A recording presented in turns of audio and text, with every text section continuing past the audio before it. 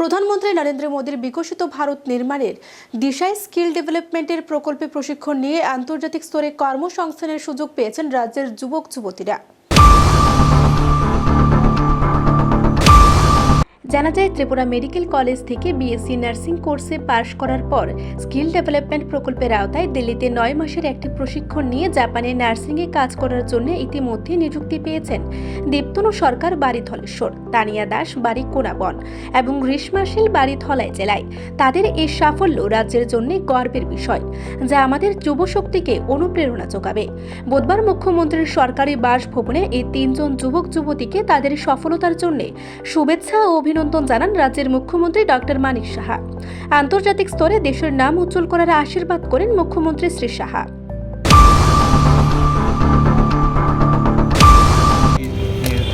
হ্যাঁ, এখানে মানে গত 29শে নভেম্বর 2022-এ এখানে যে 3 জন আছে ওরা ওই দিল্লিতে NSDCI এর উদ্যোগে যে জাপানি ভাষা শিক্ষা ওটার ট্রেনিংয়ের সূচনা হয়েছিল এবং ইতিমধ্যে ওরা ট্রেনিং নিয়েছে, পাশ করেছে এবং জাপানে ওরা কর্মসংস্থানে নার্সিং কেয়ারে ওরা কর্মসংস্থানের সুযোগ পেয়েছে। তো এই যে এটা হয়েছে, এটা NSCর যে স্পন্সরশিপে হয়েছে, এই নর্থ ইস্টার্ন কাউন্সিল ওদেরকে স্পন্সর করেছে এবং ওরা সাকসেসফুলি জাপানি ভাষা শিখেছে এবং এখন জাপানে নার্সিং কেয়ারে ওরা কাজ করতে যাচ্ছে। ওদের এভারেজ স্যালারি 1 লক্ষের উপরে। খুবই ভালো লাগছে। আমরা 9 মাসের জন্য জাপানিজ ল্যাঙ্গুয়েজ শিখেছি, তারপর এক্সাম দিয়েছি, তারপর এখানে জব পেলাম। আজকে এসেছি, মুখ্যমন্ত্রী স্যার আমাদেরকে ফেলিসিটেট করলো, খুবই ভালো লাগছে আর খুব এক্সাইটেড জাপানে যাওয়ার জন্য। এটাই ভালো লাগছে কারণ স্যার আছেন বলেই আমরা এত বড় সুযোগটা আমরা কাজে লাগাতে পেরেছি।